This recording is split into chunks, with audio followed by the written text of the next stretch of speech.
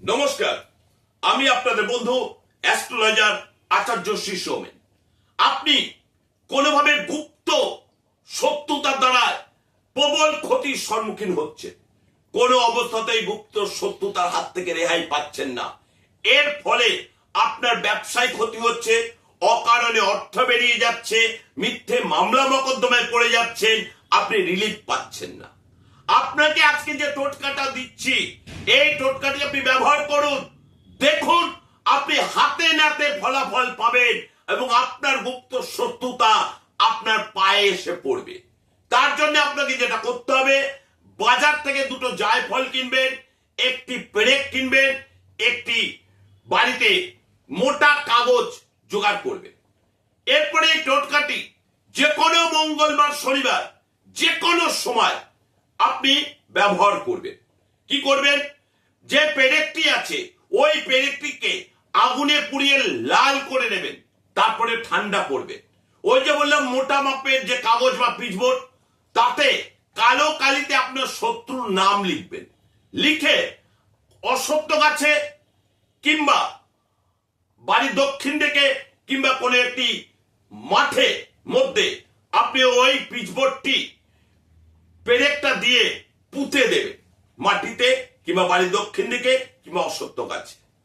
তারপর আপনি ওই যে জায়ফল বললাম, ওই জায়ফলে 2418, আরেকবার নাম্বারটি বলছি, 2418, এই নাম্বারটি জায়ফলে কালো কালিতে লিখবেন। লিখে একটি আপনি ক্যাশ বাস্কে আর একটি আলমারিতে রেখে দেবেন। দেখুন 7 দিনের মধ্যে আপনার শত্রু আপনার পায়ে এসে পড়বে। আপনার যে ব্যবসায় অবনতি হচ্ছিল, অর্থ একদম শত্রুতার জন্য বন্ধ হয়ে যাচ্ছিল, সেই অর্থের দ্বার খুলে যাবে এবং আপনি অর্থনৈতিক লাভবান হবেন।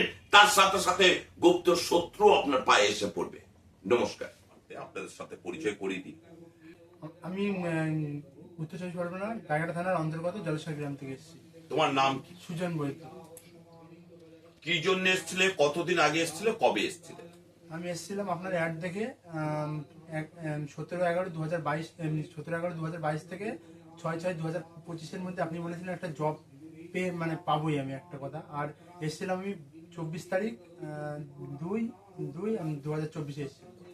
এর মধ্যে আমি দুটো চাকরি অলরেডি পেয়ে গেছি। সেন্ট্রাল গভর্নমেন্টের চাকরি পেয়েছি। সেন্ট্রাল গভর্নমেন্টে কোন ডিপার্টমেন্টে পেয়েছো? বিএসএফ আর সিআরপিএফ। আচ্ছা, আমি কত তারিখের মধ্যে তোমার বলেছিলাম চাকরি?